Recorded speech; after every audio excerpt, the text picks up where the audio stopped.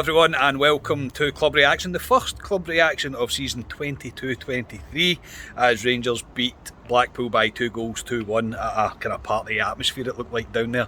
I am Scott Carney, we are in the Viceroy and I'm with Ali Pearson. How are we doing, lads? It's good to be back. It feels like the football season is here now, even though today wasn't very eventful, but I'm glad to be here with a pint. Yeah. And Scott Gamble. Sorry guys, there's a boy. As we record this, there's a boy shouting at us, but lovely to be back and great to get a wee bit of banter from folk out in the lane there. Pre-season for us as well, I think. Yes, pre-season, yes, getting used to doing this with my hands again. I mean, it is what it was today. I mean, it really was. It was good to see a full game of football. I think that's one thing we can take from it, but I think we all maybe expected a wee bit more than you. I know there's programmes that these players need to go through, but we were expecting to see a wee bit more than new signings than we actually did. Ali, it was a team that could have been picked last season, obviously apart from Čolak playing up front that started the game. I don't want to read too much into it. I think everybody will. Bassi wasn't included in the squad. I know that he's obviously 2 weeks behind everybody due to him being on international duty, but do we read too much into that? I'll read into it. He's away. Well, we already know he's talked to the manager of Ajax, and it's going to turn into a bidding war between Bassi, which is good for us as a football club, so I think we need to say he's gone. We said it in the podcast on night, Carney. We said we thought 2 players would go this window, and I think Bassi is the other one. He will go, but the team lineup was, you want to see is a new season, the new players come in. I get why you don't put them all in. Čolak was up there because we don't have any strikers at the moment. Sakala wasn't on the bench, I don't know why, but it's last season's kind of mixed up team with Čolak, and it was what it was, to be honest. Yeah, it was what it was. Scotia, the first half was, you said it was the second half of the Sunderland game. Yeah, I mean, you've got to remember that we didn't have that 45 minutes that we might have had on Saturday night. Keep on going, man. Sorry, guys. It's just going swimmingly well. Oh, it's going brilliantly. Yeah. No, you've got to remember we didn't have that 45 minutes that we would have had otherwise. So, first half that wasn't great. Certainly the start of the first half wasn't great. We looked poor. We seen the Jack Kamara, which again I don't want to see ever again. Yeah. It doesn't work. We've seen it too often to know that it doesn't work. You think maybe on paper it would, but it's not. Never has, and I don't think it ever will. First half, certainly the first half of the first half, if you get me. Yeah. It was great. I was about to say that. I think the positives from it were Kamara looked good in spells when he takes a wee bit of belief in himself and decides to turn a player. And I'm trying not to be too critical. It is pre-season, I get that. But when he does it, he's good at it. But I'm not sure if that's the midfield that I want to see going forward. But Scott Wright was bright. Yeah, no, it's not the midfield we want. I mean, I thought Kamara was decent, to be honest, but there was one bit of play that we all were frustrated about when Kamara got the ball and there was 10, 15, 20 yards of space in front of him and he didn't drive with the ball, He just played it. And that's probably, Glenn Kamara is just one of the players. Tom Lawrence, which we hope will be that player that will drive with that ball. But yeah, I thought Scott Wright was bright once again. And we kind of said, I think Scotia kind of said it, well, we're bringing boys on the right hand side, Matondo, so Scott Wright's probably going, he's coming in that place where I would play, so I need to step up. And to be fair to Scott Wright, he has stepped up the last 2 games, and I thought he was very brilliant. Yeah, sorry, carry on, Scotia. It's a friendly though. It is a friendly. I know. That's the big kind of thing about it. It's a friendly. It doesn't really. But he's shown in terms of. I agree. He's impressed, and he needs to impress. I said to you during the game that Scott pre-season squabble. Already. We're getting warmed up. That's what it's all about. Yeah, we did have the ball in the net. Čolak did get the ball into the net, but he was offside by a considerable distance, even though he was claiming otherwise. And I felt a wee bit sorry for him because I think a wee bit better play. I think he was trying his hardest to get involved in the game, but I'm still encouraged by what I've seen of him. I'm looking forward to seeing more of him. In the second half, we did expect more changes. We didn't get it really at the start anyway. We brought on Arfield, McLaughlin and Davis, so we had Davis, Lundstram and Arfield, another midfield three that I do never want to see.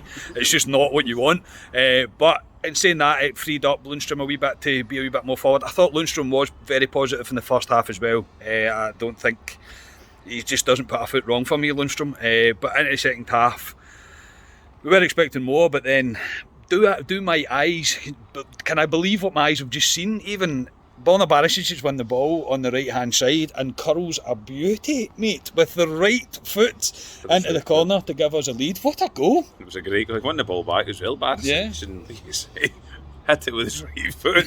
It was a great finish. I think everyone in the pub all went, that was his right foot. He just scored. I think there was a kind of echo going round the pub at that point, and I don't think he's ever scored with his right foot for Rangers. I'm pretty sure he hasn't, but he does have a right foot, Borna Barisic. He does. And after that, I actually thought it gave Barisic more belief in it. Sums Barisic up a wee bit. See, when he gets spells like that in games, he kind of grows into a game. And he did after that, Barisic, because he kind of believed a bit more in himself. I know it's pre-season and all that, but it was a great goal by Barisic, and put us on our way. Ali was still shouting at the telly, but I was.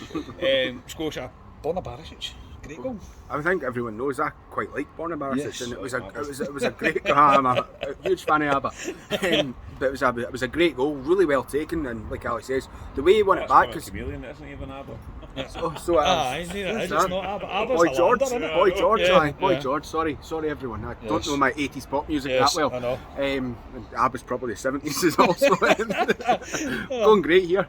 No, but was it like Tav or Wright crossed it in for Cholak, and then Kenny. The way that Barisic won the ball back was brilliant, and then it was a fabulous goal. And yeah, I was speaking to you in the pub, like Barisic has got this thing, he's the confidence thing, but he's always compared to Tav because of the way that they play, and he's got Kent in front of him, and like you mentioned in the pub that Kent looks like he can't be arsed during pre-season games. It gives me that impression. You get Barisic having that wee bit of problem, so I can understand why people don't get him that way, but I'm fairly fond of Barisic, and the fact that Bassi looks like he's going to be off skate.